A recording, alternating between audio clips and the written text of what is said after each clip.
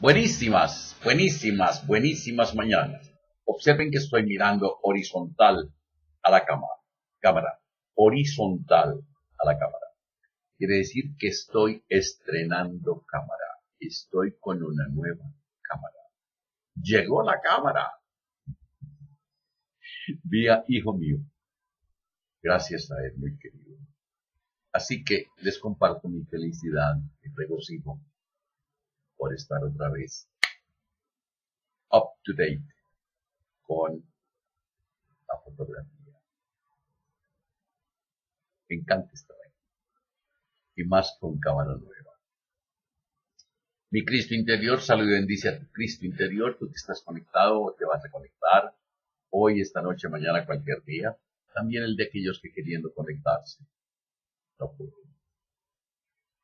Hoy es lunes 20 de abril de 2015, el programa es el número 983. Observarán que la pantalla panorámica, que mi mano se mueve y no produce rayas.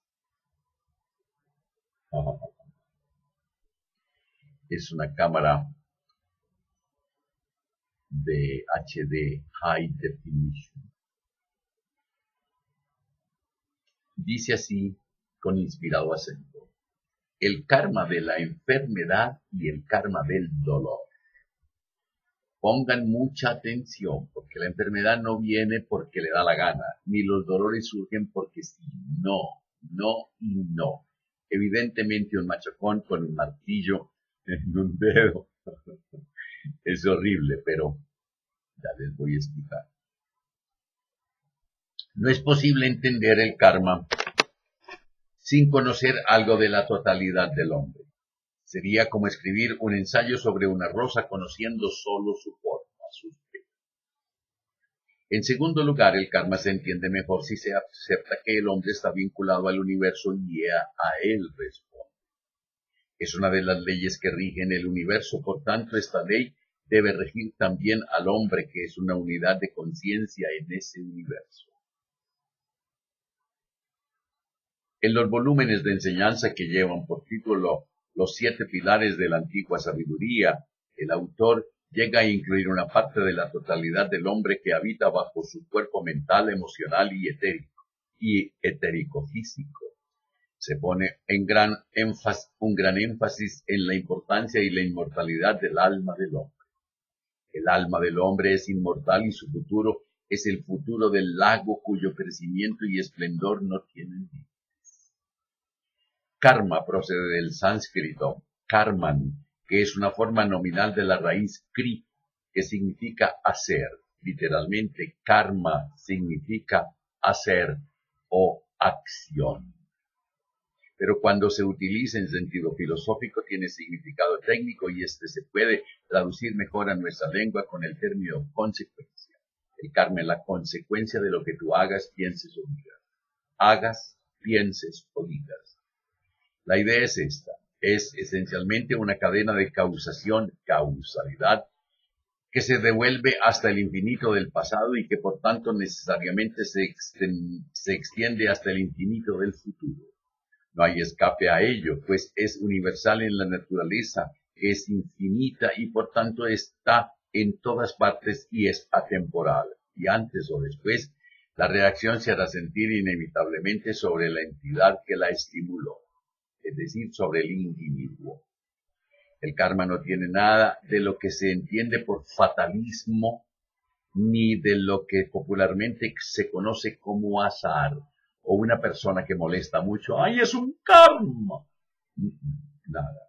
Esencialmente es una doctrina de la libre voluntad, pues naturalmente la entidad que inicia un movimiento o acción, ya sea física, espiritual, mental, psicológica o de cualquier otro orden, es por tanto responsable de las consecuencias y efectos que de ella fluyen y que, antes o después, revertirán sobre el actor o iniciador primario. Dios mío, como todo está entrelazado, vinculado y mezclado con todo lo demás, y ninguna cosa o ser pueden vivir por sí mismos por necesidad, otras entidades se ven afectadas en mayor o menor grado por las causas de los movimientos iniciados por cualquier entidad individual. Lo que tú hagas afecta a toda la humanidad. Lo que yo hago afecta a toda la humanidad. Un ejemplo de esto se ve cuando se habla del karma familiar en contraste con el karma individual o el karma nacional, cuya serie de consecuencias pertenece a la raza de la que es miembro integral el individuo. En el significado ordinario de estos términos, no se puede decir que el karma castigue o gratifique. Su acción es inequívocamente justa. El karma no es un castigo. El karma tampoco es un premio. Esta doctrina es en extremo consoladora para los seres humanos, pues el hombre puede forjar su propio destino y así debe hacerlo. Puede formarlo o deformarlo a voluntad. El karma y la enfermedad. Escuchen. Afirmamos como filósofos que ningún esfuerzo, cierto o equivocado, realizado en la vida puede desaparecer del mundo de las causas. Toda vida es el resultado de una serie única de cosas y efectos. Un tipo de enfermedad se puede manifestar en varios individuos, pero cada uno manifestará la enfermedad desde su propia causalidad, que será única y se diferenciará en ese aspecto de todas las demás. No ofrecí al espíritu de Navidad nuestro trabajo. Ya sí. Una de las falacias de la medicina occidental es que las personas son tratadas siguiendo los protocolos establecidos por la observación de los síntomas de una enfermedad sin prestar atención a la desarmonía básica o el desequilibrio que crea la enfermedad. Los médicos no buscan curar la enfermedad desde su origen, buscan curar la enfermedad desde sus síntomas. En toda curación esotérica, la psicoterapia nunca está completa hasta que el curador trata de modo individual y específico el karma. Cada hombre es responsable del cuerpo que tiene y él, en cuanto que alma, es la causa de ese cuerpo. Estructuralmente es, por así decirlo, una sumatoria de acciones que vienen del pasado. El hombre recoge hoy lo que sembró. Más aún, el hombre es el hacedor de su propio futuro por medio de las causas iniciadas en su pasado.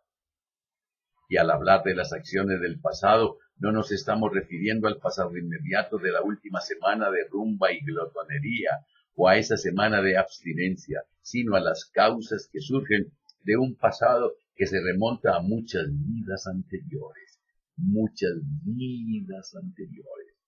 Nuestros cuerpos, tanto exterior como interior, son receptáculos para la expresión de las energías, tanto creativa como destructivamente. Sí. Son el producto de la ley de causa y efecto, a la que se le da el nombre de karma por su origen sánscrito. Hay toda una rama de la medicina general marginal basada en esta ley ocultista, según la cual, en muchos casos, el desequilibrio psicológico y fisiológico se pueden rastrear hasta causas antiguas.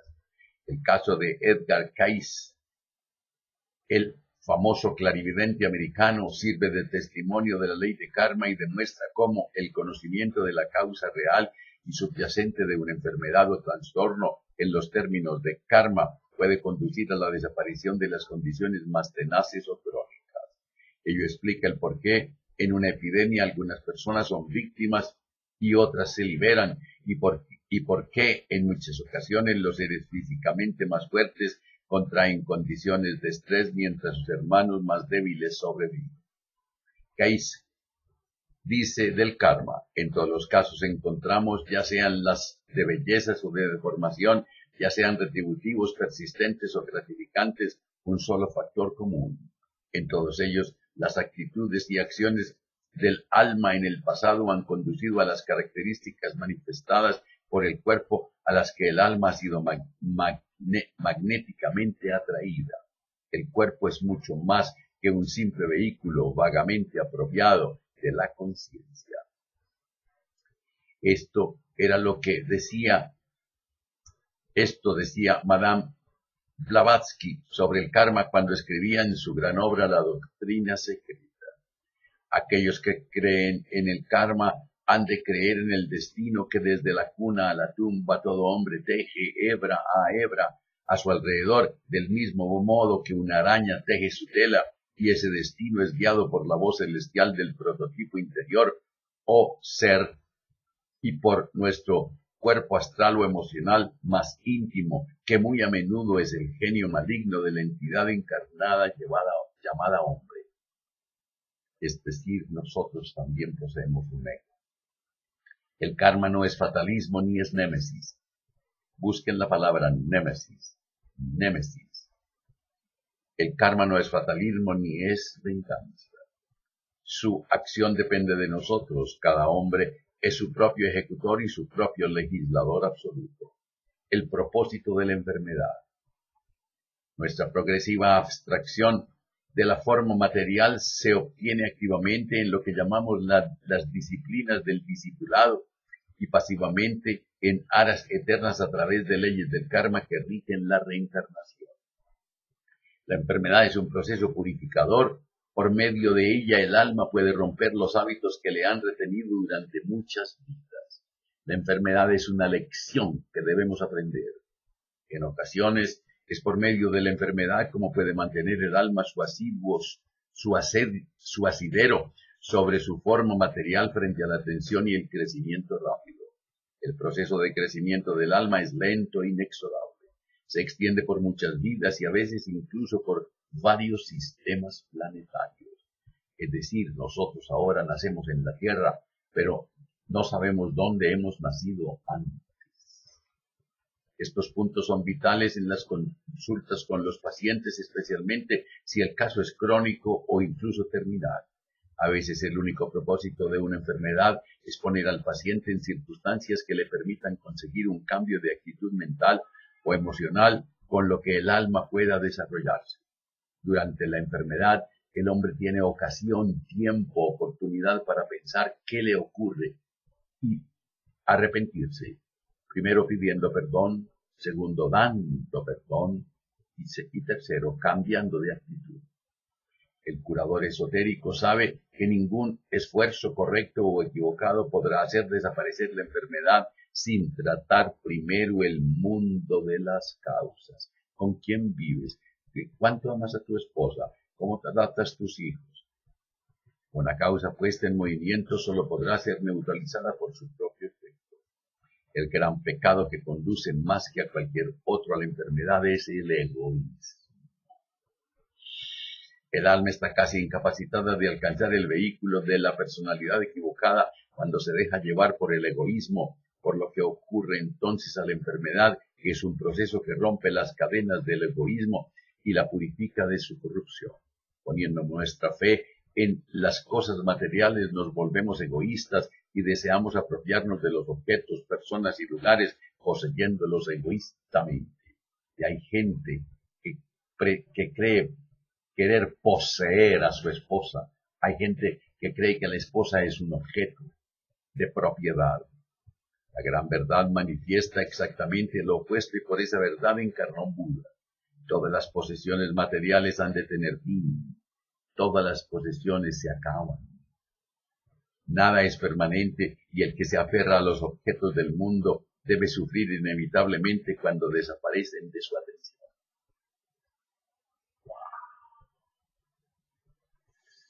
El karma nos libera de nuestras ataduras con la misma seguridad que en última instancia lo hace la enfermedad. Las ataduras solo existen en el plano astral y la sustancia astral se manifiesta como sentimientos. Una persona que es todo sentimiento, todo astral, todo emocional, es el candidato por excelencia para la enfermedad, pues se centra en el hecho más cargado del karma. Escuchen, el que se siente punzado, alguna ocasión ha debido ser burbuja. El que se siente desarmado debe haber llevado armas. El que se siente minimizado tiene que haber sido importante. El que se siente privado ha debido tener algún privilegio. De eso habla el Tao Te Ching. Los discípulos sofocados por un karma difícil se ven rápidamente aliviados de gran parte de su efecto por el hecho de trabajar duramente en la causa de un grupo. Similarmente, quienes llevan sus enfermedades, su dolor y su sufrimiento con gracia y fortaleza filosófica, reducen astronómicamente la desolación de su enfermedad.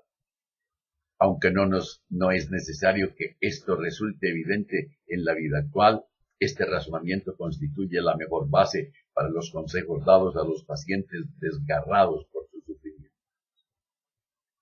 Lo que yo hago todos los días es eso, una entrega, un servicio, con muchísimo amor. Inocuidad.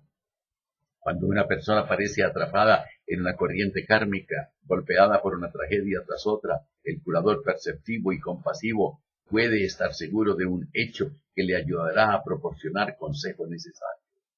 Casi con toda seguridad, su paciente comete actos, sentimientos y pensamientos nocivos hacia otros seres vivos. Eso es una enfermedad. Cuando una persona está en su lecho de enfermo y le han decretado, diagnosticado un cáncer es porque a alguien odia y es muy cercano. Y lo curioso es que ningún médico, nadie se le acerca a decir, perdónenlo y perdónese. ¿Qué es lo que puede hacer? La práctica de la inocuidad en los pensamientos, palabras y actos debe mantenerse a toda costa para que esa persona escape a la implacable maduración de lo que está sembrando. Silencio, silencio. Fulano y tal, silencio. ¿Cómo te parece? Silencio. Los pensamientos de codicia, es decir, de dolor en el codo. No. Bueno, en fin, los pensamientos de codicia, celos y odio rara vez afectan a la víctima a quien están dirigidos, sino que regresan como un boomerang a quien los envió, produciendo la destrucción de la vida. Lo que digas de otro o para otro se te devuelve.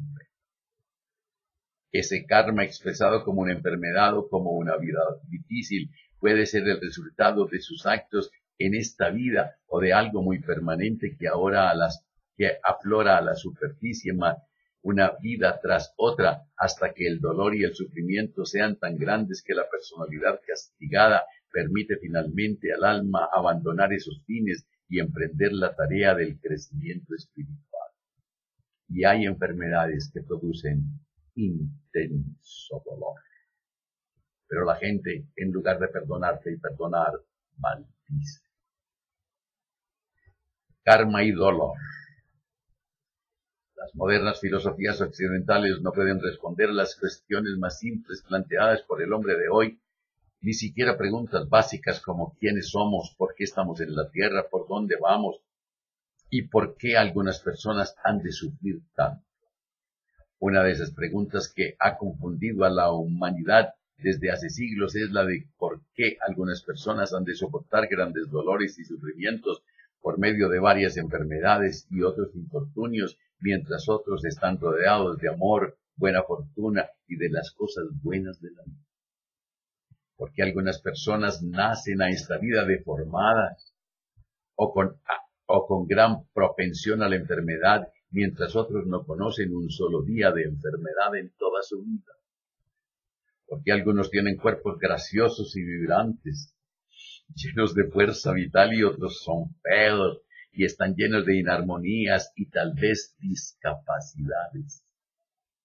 A pesar de todo el conocimiento de la estructura ordenada de las cosas en todo el universo, la ciencia aún se niega a admitir que debe haber leyes que rijan el tipo de cuerpo con el que nace una persona y el tipo de entorno al que es confiado ese cuerpo en su nacimiento. Más preocupante es que la ciencia no admita que también debe haber leyes que gobiernen el modo en que debemos salir de esta vida y que haya leyes que digan lo que ocurrirá a nuestra conciencia cuando hayamos muerto. Morir no es un caso del azar. No. Morir es una consecuencia.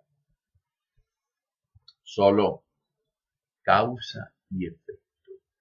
Solo mediante la aceptación de nuestras filosofías contemporáneas, el hecho del karma y la reencarnación se podrá dar respuesta a todo lo que existe en este planeta. El valor del dolor, Todo dolor tiene una lección para ti. Todo dolor de muela, de una uña enterrada.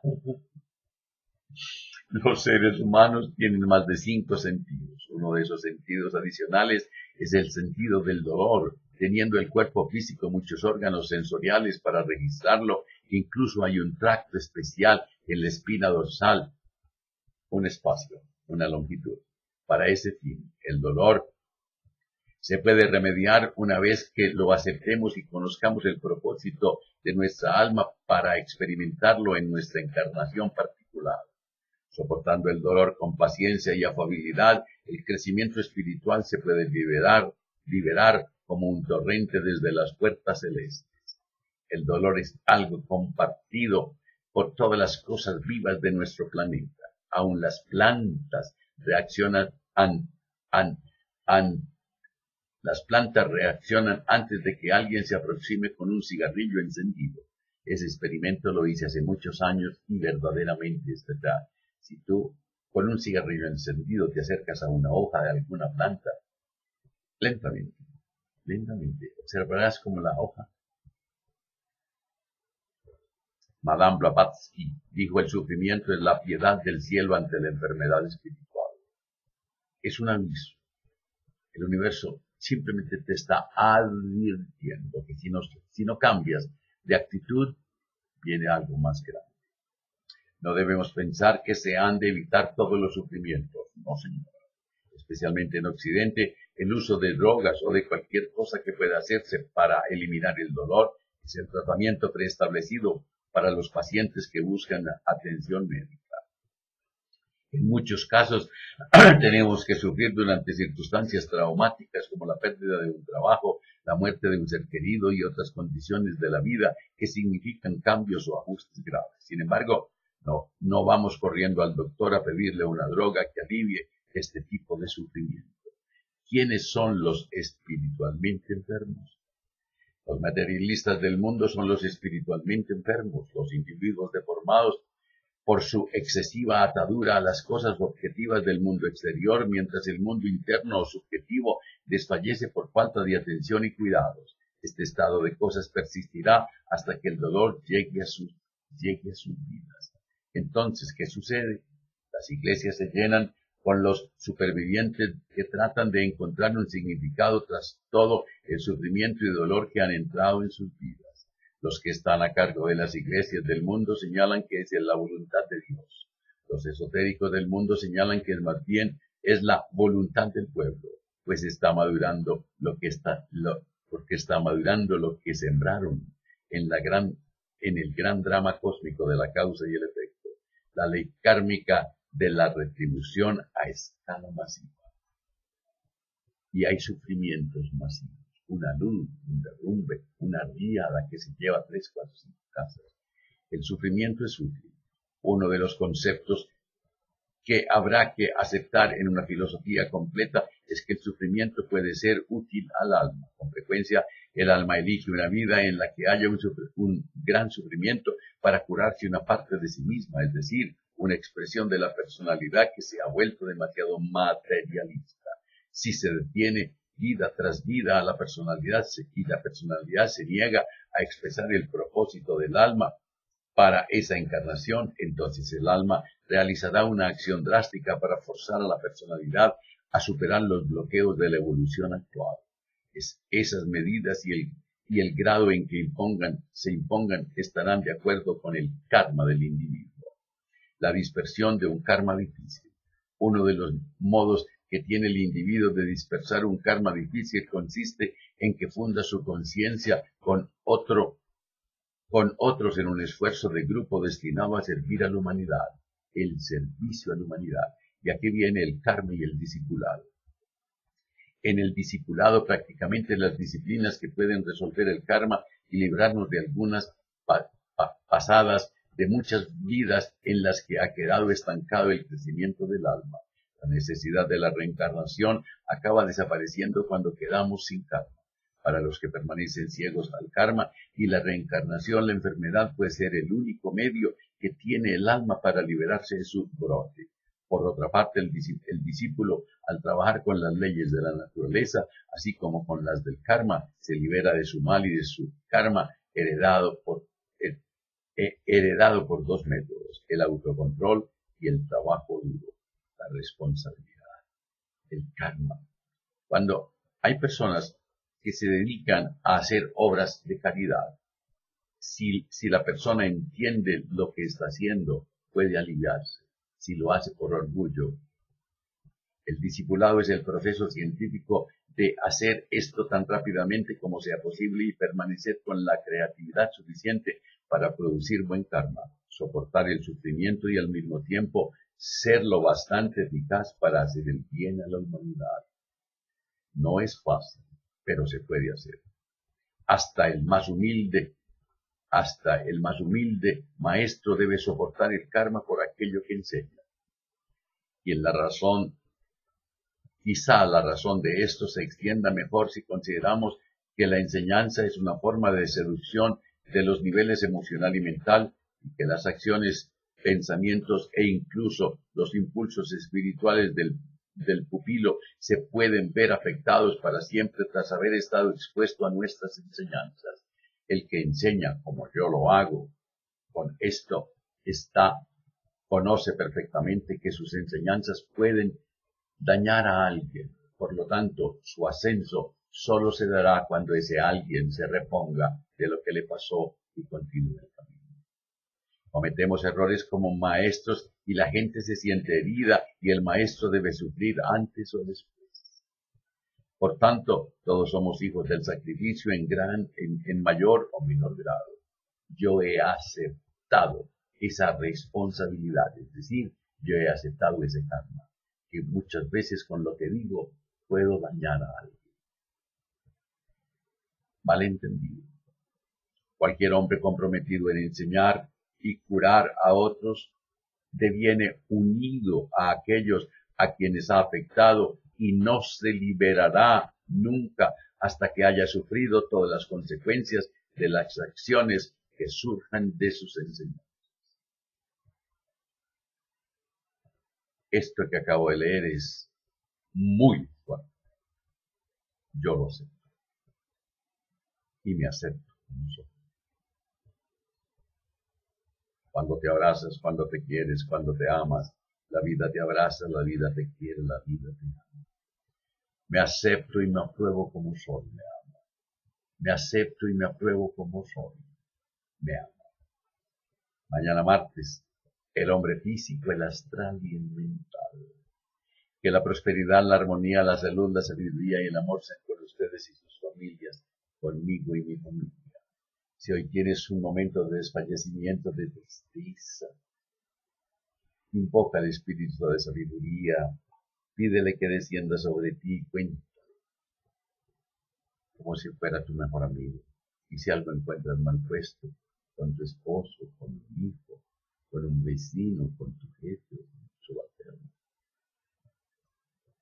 perdona, ama, agradece. Y si es contigo, perdona, ámate, agradece.